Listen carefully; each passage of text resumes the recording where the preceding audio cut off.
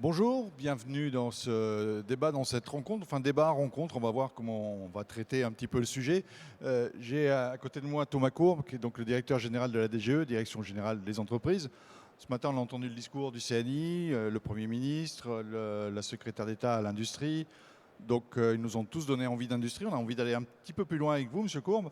Ce que je vous propose, c'est peut-être de vous laisser 20 minutes pour nous expliquer un petit peu toute cette stratégie. Puis après, on va essayer d'échanger avec la salle.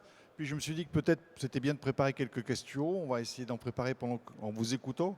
Et j'ai pris à côté de moi Guy Métral dans les allées du salon. Je lui ai dit, tiens, ça serait bien de venir avec moi, d'avoir un vrai industriel pour échanger ensemble un petit peu.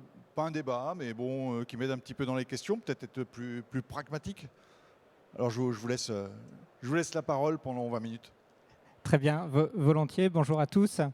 Euh, on a eu ce matin effectivement un moment important avec le Premier ministre, la ministre déléguée à l'industrie et l'ensemble du Conseil national de l'industrie. D'abord pour faire un bilan du plan de relance dans son volet industriel. Vous savez que le plan de relance français, c'est 100 milliards d'euros, dont un tiers pour l'industrie, donc 35 milliards qui étaient dévolus à l'industrie. Et c'était le moment de constater. D'abord, je crois, c'était le constat qui s'imposait, c'est le succès de ce plan de relance pour l'industrie, puisque nous avons eu presque 9000 entreprises industrielles françaises qui ont bénéficié du plan de relance. Ça fait en fait presque une entreprise sur 3 qui aura bénéficié du plan de relance pour l'industrie en France. C'est un plan de relance qui a, on le voit dans les projets, soutenu l'investissement dans une période où on sort tout juste d'une des crises les plus graves de notre histoire, et donc un moment important pour soutenir l'investissement. Et on a constaté, d'ailleurs le Premier ministre l'a rappelé ce matin, que l'investissement productif en France en 2020 avait moins baissé que dans les crises précédentes, puisque justement on voit l'effet de ce soutien à l'investissement. Et on a un plan de relance qui, par ailleurs, a été mis en œuvre très rapidement. On a eu, quand on a conçu puis mis en œuvre le plan de relance, l'obsession de la vitesse. On savait que les entreprises avaient besoin de ce plan de relance. Et donc, on l'a lancé immédiatement après l'annonce par le Premier ministre du plan de relance, en tout début septembre 2020, avec les premiers appels à projets, les premiers projets qui ont été lancés. Et la dynamique et la réponse des industriels français qui ont massivement répondu à ces appels à projets a fait que finalement au début de cette année, 4 ou 5 mois après le lancement du plan de relance, on avait déjà la perspective d'avoir consommé finalement en un an la totalité des crédits qu'on avait pour 2 ans, et le Premier ministre à ce moment-là avait décidé d'ajouter 1 milliard d'euros supplémentaires pour le plan de relance, pour nous permettre de le continuer, puisque la réponse des entreprises était très bonne. Vous vous souvenez peut-être qu'au moment de la conception du plan de relance, il avait bien été dit qu'il serait agile, adapté en fonction, dans ses différentes composantes, en fonction de la réponse des acteurs. Et là, avec l'industrie, on a eu une très bonne réponse et donc des moyens supplémentaires. Alors le plan de relance pour l'industrie était composé ou répondait à 3 grands objectifs. Un premier objectif qu'on peut résumer autour de la compétitivité, de tous les investissements qui permettaient aux entreprises soit de moderniser leur appareil de production, de se diversifier parfois. C'était le cas notamment pour l'automobile et l'aéronautique. Vous savez que l'automobile et l'aéronautique sont 2 secteurs qui ont subi dans l'industrie les crises et les chocs les plus importants. Et donc, dès le tout début du plan de relance, on a voulu permettre à ces entreprises de lancer et d'avoir un financement public pour des investissements productifs, pour moderniser leur appareil de production, pour se diversifier parfois, pour certains secteurs qui avaient besoin de se diversifier ou de trouver des nouveaux clients. On avait également un objectif de monter en gamme de l'appareil productif, et notamment tout ce qui permettait aux entreprises de financer des investissements de ce qu'on appelle l'industrie du futur.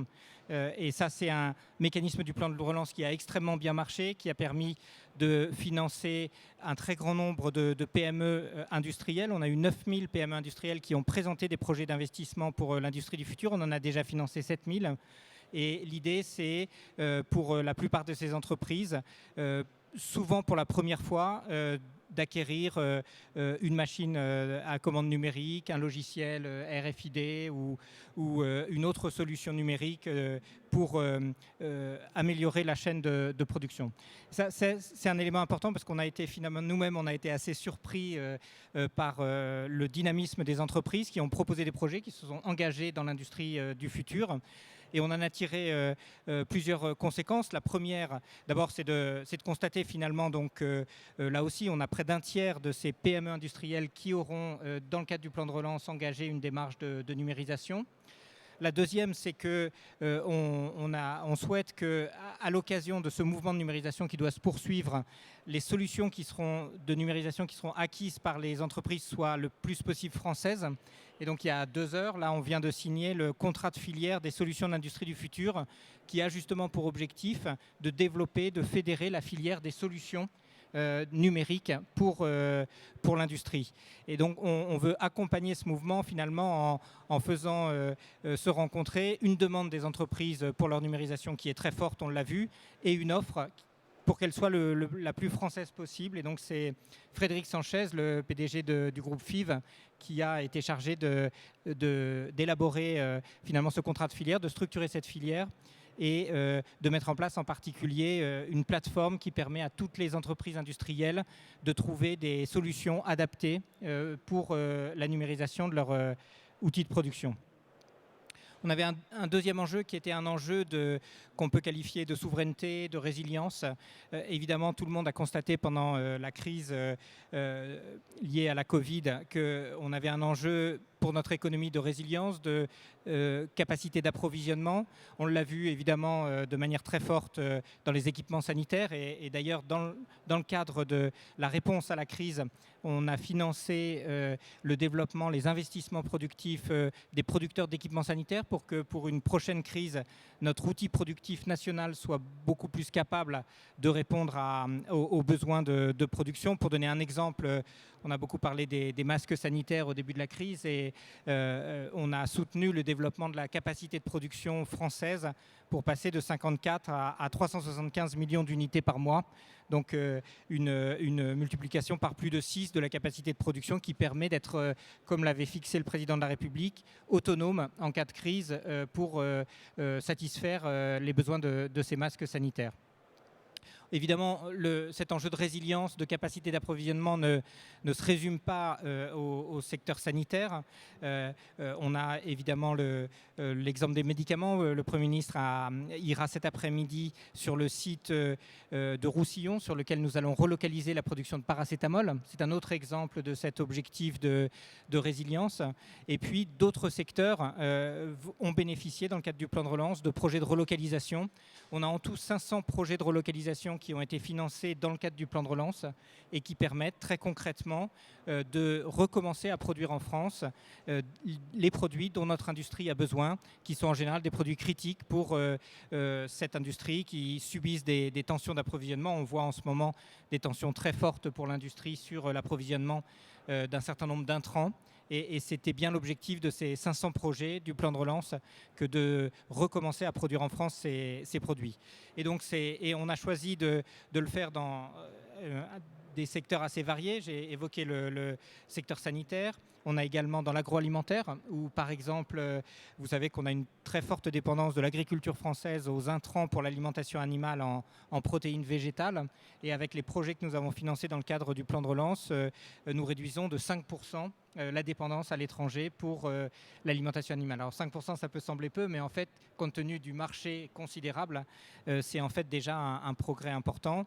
On a d'autres domaines qui sont aujourd'hui bien connus compte tenu de la crise mondiale sur ces sujets qui sont les métaux critiques, les terres rares, sur lesquels nous avons également financé des projets. Alors là, c'était souvent, d'ailleurs, on y reviendra peut-être dans le cadre de l'économie circulaire, c'est des projets de recyclage qui permettent de recycler en fait en France et donc de produire en France des métaux qui sont habituellement extraits à l'étranger. Et on l'a fait par exemple, on a 2 exemples, les superalliages aéronautiques et le titane, sur lesquels on dépend à 90%, aujourd'hui notre industrie dépend à 90% de la Chine et des États-Unis.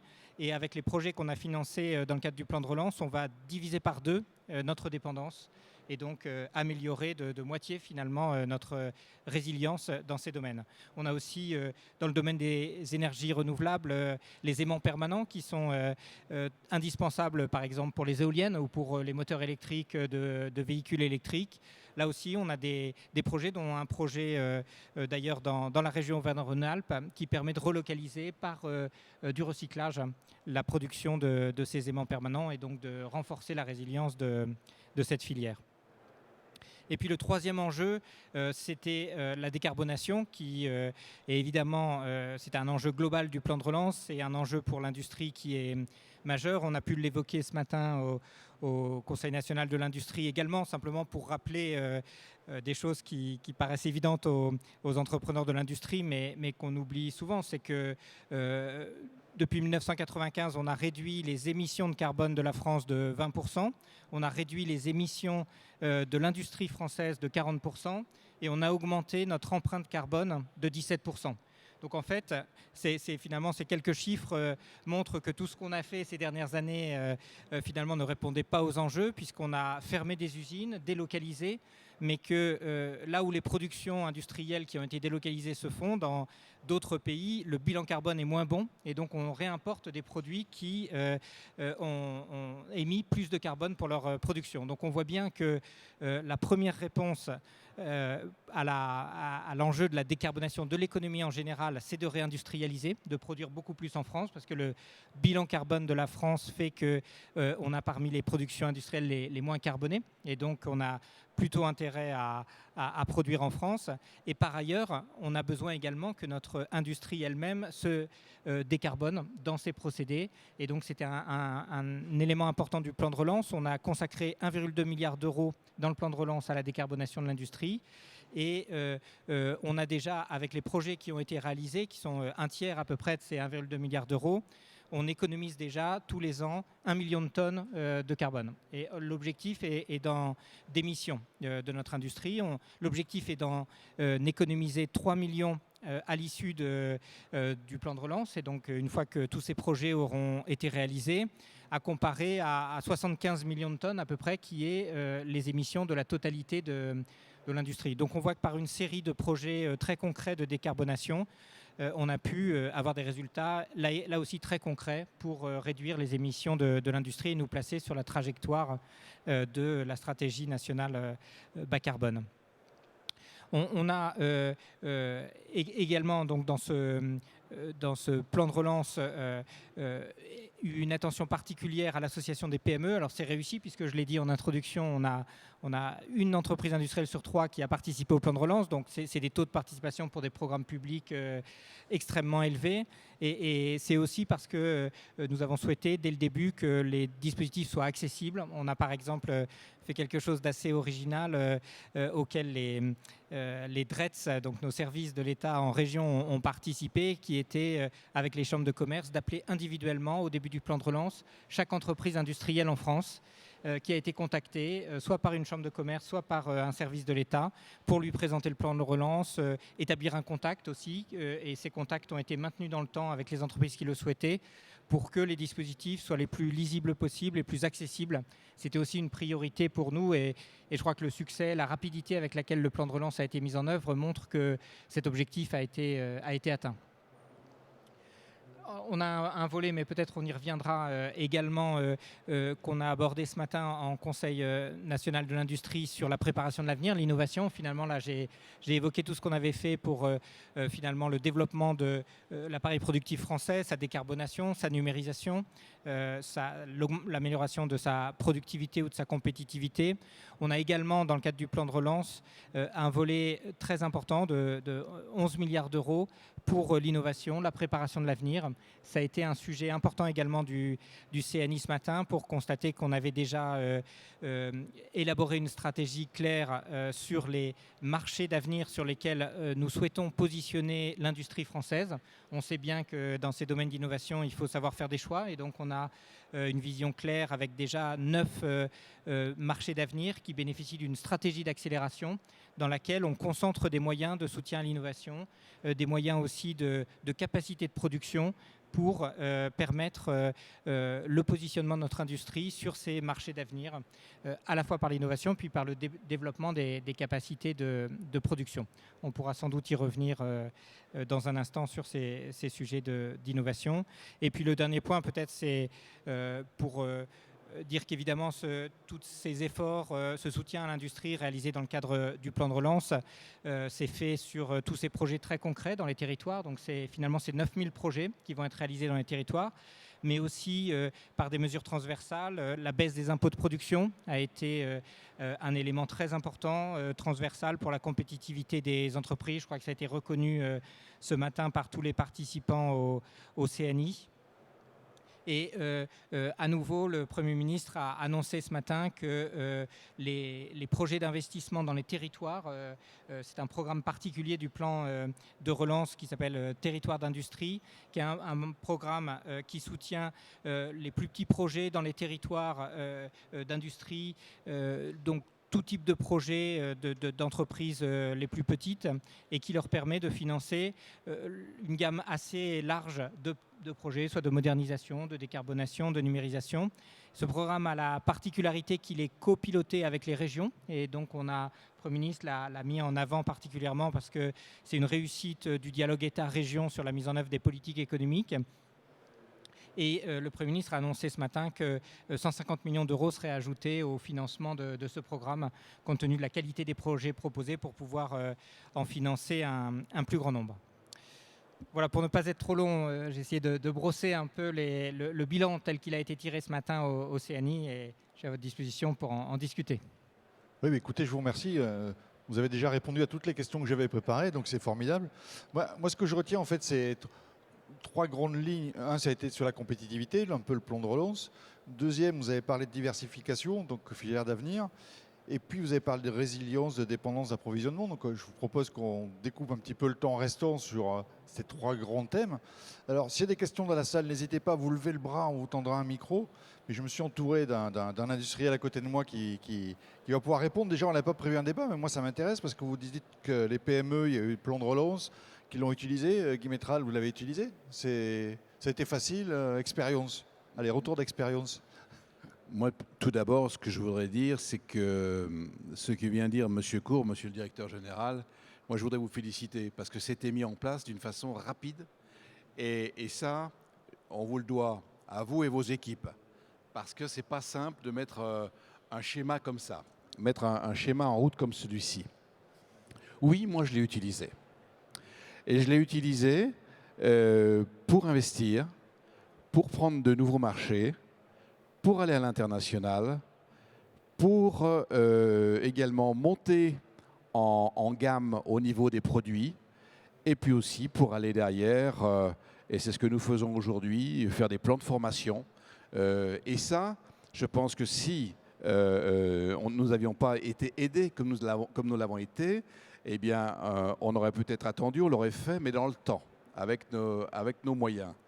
Et là, je pense que le gouvernement, le ministère, la France a vu juste. Parce que moi, c'est ma 5e crise. Et dans les crises que j'ai subies, on n'a jamais été aussi efficace que là récemment, je trouve. Donc, au fond, ça permet pour les petites entreprises, les PME, les TPE, ça permet en tout cas de booster.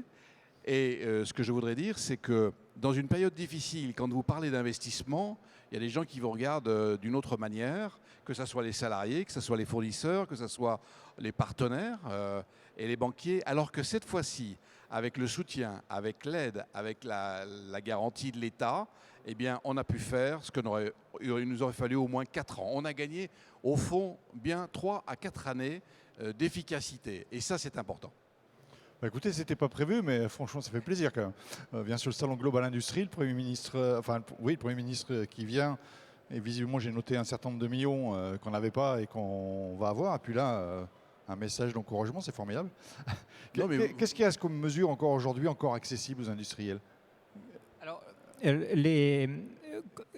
comme vous l'avez dit, on a avancé assez vite dans ce plan de relance, donc une partie des dispositifs sont mis en œuvre déjà. Les principaux appels à projets que j'ai évoqués, leur date de clôture c'est demain, donc il reste encore peu de temps pour présenter des projets. Surtout, il reste, ce que j'évoquais, en fait, on a beaucoup agi sur le soutien à l'investissement productif selon les différents objectifs que j'ai évoqués. On peut considérer que cette phase-là, pour l'essentiel, est passée. Et maintenant, on se concentre sur l'avenir et la décarbonation. Donc sur la décarbonation, il reste encore les appels à projets qui sont en cours. On aura une nouvelle relève des appels à projets le 14 octobre. On a un guichet pour les plus petits projets de décarbonation, des projets parfois qui peuvent être de quelques centaines de milliers d'euros. Pour de la décarbonation, on a un guichet très simple d'utilisation auprès de l'Agence des services de paiement qui peut être utilisé également pour financer des petits projets de décarbonation. Et puis, on a surtout tous les projets d'avenir, d'innovation, l'hydrogène par exemple, sur lesquels on a des appels à projets en cours, sur les briques technologiques.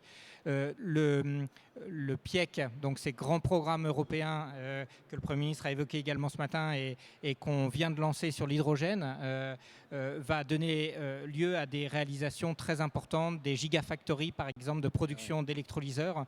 Et ça sera évidemment, c'est porté par des entreprises, mais ensuite ça va drainer l'activité de tout un ensemble de sous-traitants, de fournisseurs d'équipements pour ces gigafactories. Et donc on va avoir encore, avec tout ce volet innovation, stratégie d'accélération, beaucoup de perspectives de projets et d'activités pour les entreprises. Mais vous écoutez, on a déjà fait le gros a été fait sur le plan de relance. Maintenant, ça va être les filières, c'est ce qu'on va voir en deuxième partie. Il y a déjà beaucoup de choses de faites. Oui. La baisse des impôts de production, ça c'est bien. Il y a encore des choses à faire. Non, mais autant profiter pour faire des demandes. Il y a toujours à faire. Hein. Il y a toujours à faire. On pourrait y passer la nuit des temps. Non, c'est vrai. Parce que nous étions handicapés quand même avec les concurrents à l'international. Je pense qu'il y avait un delta qui était un peu trop élevé. Et je crois qu'aujourd'hui, ça représente 1 milliard, vous m'avez dit, de 10 milliards par an. 10 milliards par an. 10 milliards par an. Je pense que ça, c'est bien pour l'industrie. Et je crois que le fait de vouloir redonner du sens à l'industrie, c'est les grandes valeurs de l'industrie, eh bien ça en faisait partie.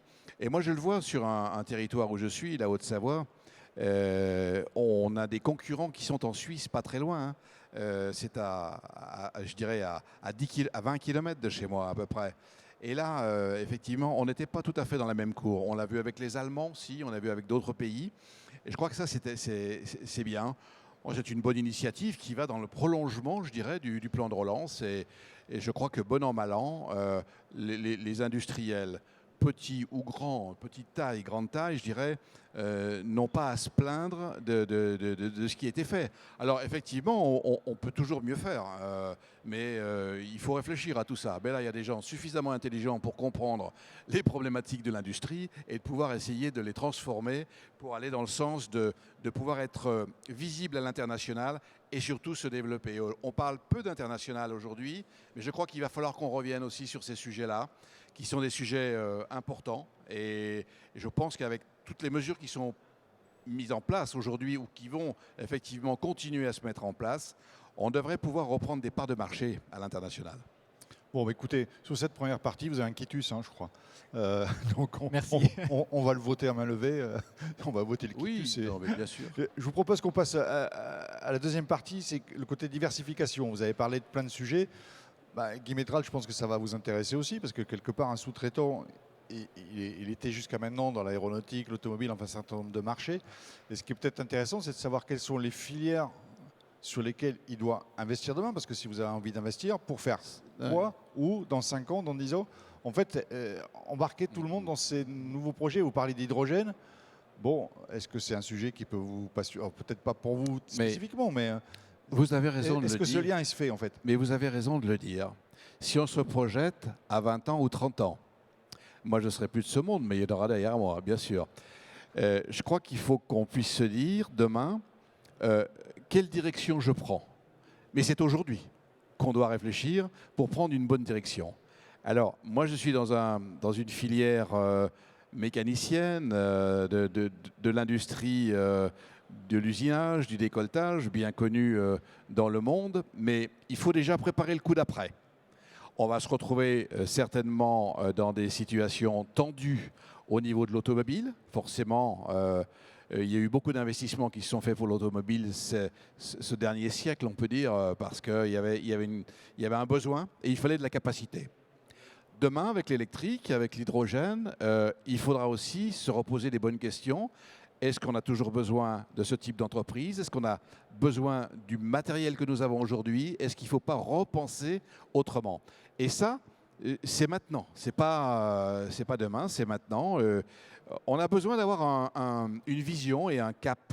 Et je crois qu'il y a des filières, si on ne sait pas les aider aujourd'hui à repenser autrement, vont se dégrader à court ou moyen terme.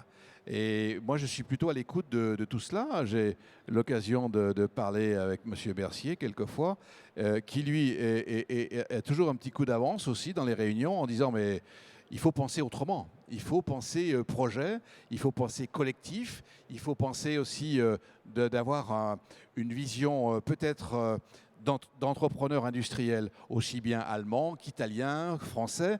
Et ça, d'autres l'ont fait déjà, notamment les districts industriels en Italie. Ça existe depuis des lustres, mais ça marche parce qu'ils savent travailler ensemble. Nous, je crois que culturellement, on a encore un besoin d'être aidés, d'être soutenus. Et je crois que quand l'État, et je le dis clairement, quand l'État essaye, et on pourrait dire comme ça tout simplement, met son nez dans un schéma, ça booste les gens et ça les oblige aussi à repenser autrement. Et si on n'avait pas, au fond, le Covid, on va se le dire entre nous, c'est une aubaine pour repenser autrement. Même avec toute la situation difficile sanitaire, on est bien d'accord.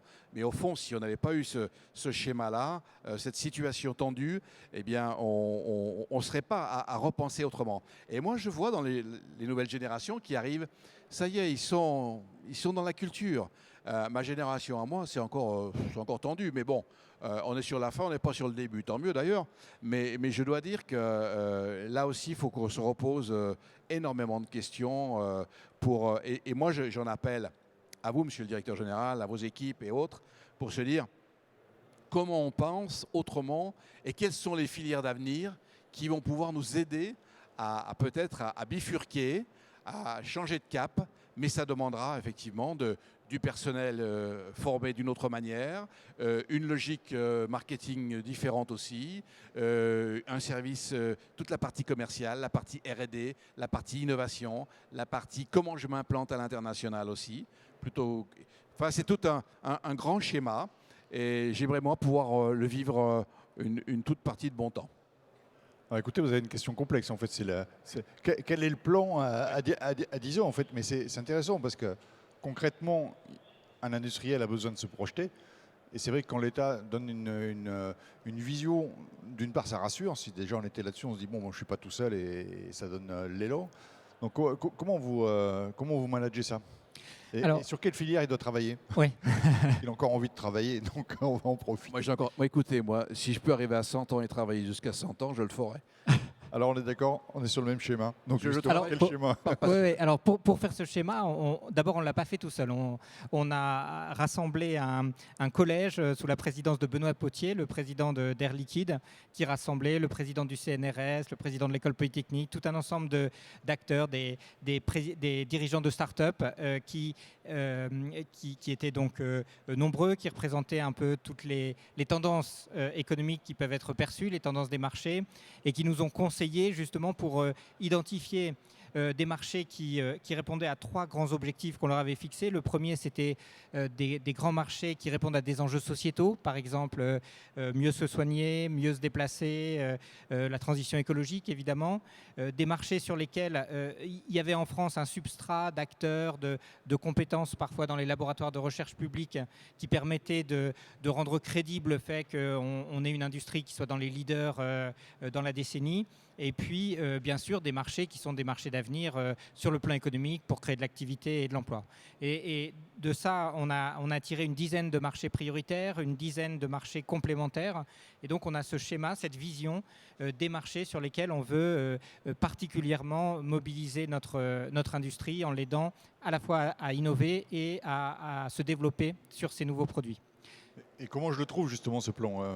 Vous avez fait ce travail-là? Alors, mais tout à fait. Alors, on a déjà présenté sur tous ces marchés neufs ce qu'on appelle donc ces stratégies d'accélération qui sont sur ces marchés d'avenir. Donc, il y a l'hydrogène, il y a la ville durable, la santé, également les biothérapies pour la santé, la cybersécurité, donc qui eux ont un intérêt transverse pour des enjeux de souveraineté numérique. Et au fur et à mesure, on élabore donc dans ces stratégies d'accélération des mesures très concrètes, des plans d'action concrets pour aider les entreprises à développer les produits ou à développer des capacités de production. Par exemple, sur l'hydrogène, on a ces projets à la fois de construire en France des usines de production d'électrolyseurs, de les installer sur des sites industriels pour décarboner, donc pour aider les industriels qui sont très émetteurs de carbone à décarboner, et puis en même temps des projets pour soutenir le développement de toute la chaîne de valeur de l'hydrogène pour la mobilité, pour les véhicules, les réservoirs, les piles à combustible, les matériaux. Et on a typiquement ici ce que vous évoquiez, c'est-à-dire des orientations d'abord, des produits, des marchés sur lesquels on propose de se positionner, des soutiens à la recherche et développement pour les entreprises qui ont besoin de faire un effort de R&D pour développer ces produits, pour acquérir les compétences. Et puis, dans l'hydrogène, on va financer aussi des projets d'usines, de piles à combustible, par exemple, ou de réservoirs, pour doter la France non seulement de la maîtrise technologique, mais aussi de la capacité industrielle des usines, très concrètement, comme on l'a fait sur les batteries électriques, qui vont générer l'activité, capter des parts de marché. On se fixe, pour être objectif et volontariste, on se fixe des objectifs de parts de marché qu'on veut atteindre avec ces projets, par exemple sur les électrolyseurs ou sur les réservoirs de véhicules à hydrogène.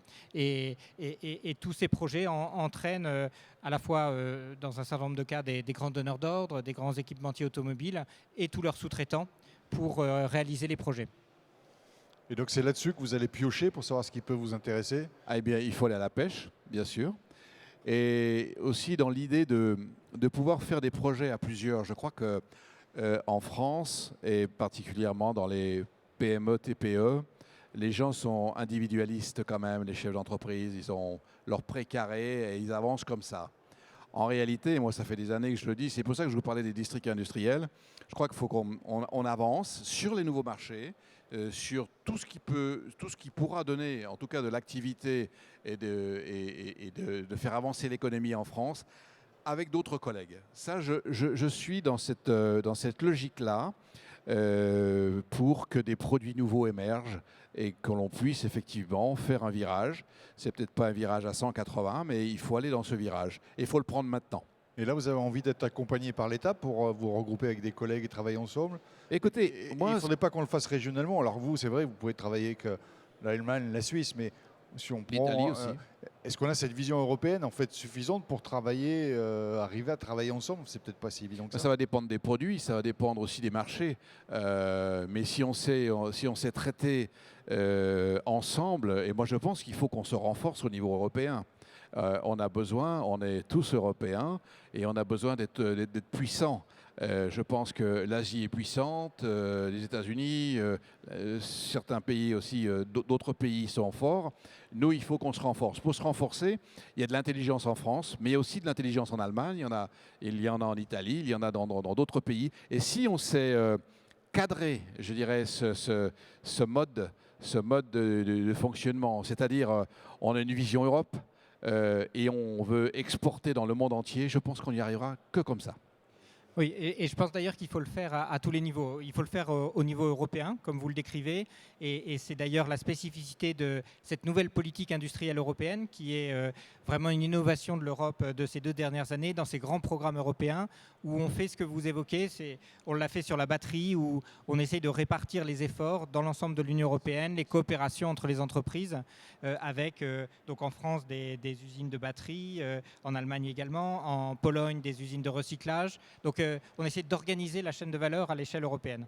Il faut le faire aussi au niveau national, et c'est très intéressant ce que vous disiez, parce qu'il y a eu un peu la même réflexion lors du CNI ce matin sur un certain individualisme et la nécessité de travailler beaucoup plus en collectif au niveau national. Et ça, c'est beaucoup de la communication, de la conviction. C'est la French Fab qui incarne en fait cette volonté d'avoir un vrai collectif national. On a, dans le cadre du plan de relance, par exemple, automobile et aéronautique, on avait demandé aux grands donneurs d'ordre de s'engager sur des chartes de relations avec les sous-traitants dans cet état d'esprit. Et donc, on a ce travail à faire au niveau national de fédération des énergies collectives, des relations grands donneurs d'ordre, sous-traitants, PME. Et puis, on doit le faire aussi au niveau le plus local. Et c'est l'esprit de territoire d'industrie qui va là le plus localement possible sur un petit territoire sur lequel on essaie d'organiser cette solidarité, cette vision commune entre les acteurs. Parfois, ils développent des projets communs dans ce petit territoire. Et donc, on doit vraiment faire cet effort que vous évoquiez à ces 3 niveaux. Ouais, donc Ce que je voudrais c'est un maillage assez complexe, quoi. Ce que je voudrais rajouter, c'est que tout le monde veut faire des efforts, mais il faudrait que les grands groupes, effectivement, par leur service achat, fassent un effort on ne va pas dire de protectionnisme, parce qu'on a besoin de tous les pays pour avancer. Mais je crois que si les grands donneurs d'ordre, je parle au niveau des achats et autres, on puisse travailler en commun sur des marchés, sur des produits, je pense que ça serait bien. Et à un moment donné, on s'est un peu perdu de vue parce que l'Asie est attractive, c'est vrai, il y a d'autres pays aussi attractifs, mais on nous a un peu mis sur une voie de garage où il n'y avait que le prix et on n'a pas su utiliser les compétences suffisamment, je dirais suffisamment les compétences des PME qui ont aussi un savoir-faire. Et je pense qu'on a loupé un étage, là. Je ne sais pas comment, mais au fond, il faut qu'il y ait vraiment cette vision collective, comme vous le dites, monsieur le directeur général, pour que ça marche. Et culturellement, on n'était pas prêt. Je crois qu'aujourd'hui, avec votre aide, l'aide de l'État, où effectivement il y a un pilote dans l'avion qui dit attendez, l'orientation, on sait la donner. Après, on ne peut pas faire n'importe quoi. À un moment donné, il faut savoir où on veut aller. Et je crois que cette orientation, c'est avec vous qu'on peut avancer. En fait, c'est le CNI plus le CNA qu'il faudrait créer, quoi. Plus le Conseil national des achats, oui, et le Conseil alors, national de l'industrie. En fait, c'est ce mélange. Et alors, j'allais réagir sur ce point parce que ce que vous décrivez, on a une initiative qui sera présentée d'ailleurs mercredi sur le salon Global Industrie, qui est justement une initiative avec le Conseil national de l'industrie, avec le Conseil national des achats, et qui est en lien avec les projets de relocalisation qu'on a mis en œuvre dans le cadre du plan de relance et qui vise justement à convaincre les acheteurs de relocaliser une partie de leurs achats plus proche d'eux ou en France. C'est exactement cette initiative-là, et donc on la présentera avec le CNA mercredi. On l'a attendu 20 ans, on l'attendra bien 2 jours. Voilà. Et oui, non mais c'est un bon début, puis je pense que tout le monde a bien compris que c'est ensemble qu'on allait avancer, qu'on allait arriver. Alors, dernier sujet, c'est bien parce que c'est positif tout ça. Dernier sujet, vous avez parlé de résilience, approvisionnement, etc. Donc je trouve que c'est bien de parler de la filière hydrogène, mais si on n'a plus d'acier, on fait comment? Oui, alors... Parce que bon, je plaisante en disant ça, mais en fait aujourd'hui on a un gros problème d'approvisionnement, donc du coup de délai, donc c'est un deuxième sujet. Comment vous gérez ça? Parce que l'État peut pas tout, mais aujourd'hui il y a des entreprises qui sont coincées, qui ne peuvent pas livrer à tôt. Comment on gère ça? Alors, il y a effectivement plusieurs niveaux de réponse. Il y a les pénuries, les difficultés d'approvisionnement actuelles dans lesquelles on a pris tout un ensemble de mesures qui sont des fondamentaux du marché actuel. On a pris tout un ensemble de mesures d'abord pour surveiller l'évolution de ces pénuries. On a donné des consignes aux acheteurs publics pour qu'ils tiennent compte des difficultés d'approvisionnement des fournisseurs. On a demandé là aussi aux entreprises dans leurs relations avec leurs fournisseurs faire preuve de proportionnalité pour tenir compte dans l'exécution du contrat de ces pénuries. Tout ça, c'est évidemment des solutions qui sont... On a fait des priorisations aussi avec un certain nombre de filières. Donc, c'est des solutions qui sont évidemment immédiates et temporaires et partielles. Et les vraies réponses sont dans cet effort de résilience, de relocalisation que nous avons engagé.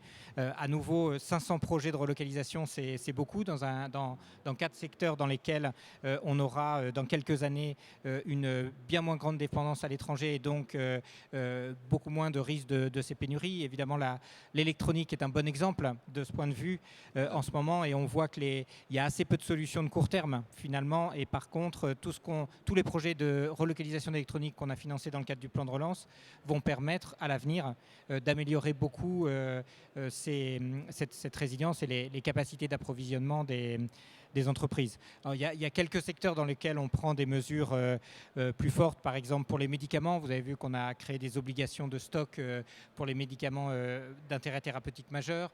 Mais c'est typiquement le type de mesure qu'on veut prendre de manière très limitée. Et uniquement dans les cas qui s'imposent. Et donc plutôt ne pas réglementer pour ces sujets, mais préparer l'avenir en installant les capacités de production en France.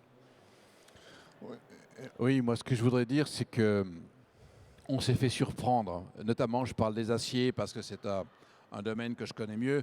Tout ce qui est puce, effectivement, on a été surpris aussi de la même manière parce que l'Asie était leader sur son marché. C'est bien qu'on ait une relocalisation qui se fasse. Mais sur les aciers, on s'est fait prendre de vitesse. Et moi, ce sont les ferrailleurs qui me disent ça. En réalité, les Chinois ont acheté en Europe toutes les ferrailles qui étaient possibles d'acheter. Et avec des surcoûts achetés. Donc c'est là où il faudrait aussi bloquer le système parce qu'il faudrait que tout le monde puisse acheter et refondre la ferraille au même tarif. À partir du moment où les Chinois ont acheté, effectivement, ils ont fait des conteneurs grandioses pour aller chez eux, ils se retrouvent au fond avec une capacité de matières premières beaucoup plus importante que l'on peut avoir en Europe. L'inflation arrive là-dessus. Effectivement, les prix des aciers montent, les prix des alliages montent et on est complètement bloqué. Et nous, qui sommes au bout de la chaîne avec les clients, eh bien, répercuter des hausses chez un client, un grand client, je dirais, important, et c'est très, très, très difficile. Donc là, on s'est tous fait avoir et les Chinois nous ont... Alors moi, j'ai un ami ferrailleur, il me dit, écoute, si on me donne 150 € la tonne alors que les Français donnent 100 € la tonne, j'ai vendu. Mais c'est dommage, mais je pense que ça va se régulariser tout ça. Bon, bah, écoutez, on va devoir arrêter ce grand débat. C'était super passionnant. Et puis là, on renvoie la balle et donc je pense qu'il y aura des réponses. Écoutez, je vous remercie en tout cas de cette présentation. On a parlé de sujets intéressants, compétitivité, des nouvelles filières. Vous n'êtes pas venu pour rien. Hein. Vous êtes parti avec des nouveaux marchés. Non, moi je suis rassuré quand j'écoute monsieur. Je me dis, on n'est pas perdu. Bon, mais voilà, écoutez, c'était pas prévu, mais autant que ça se passe comme ça. Je vous remercie tous en tout cas pour cet échange. On va laisser la place à la conférence qui suit. Merci à tous.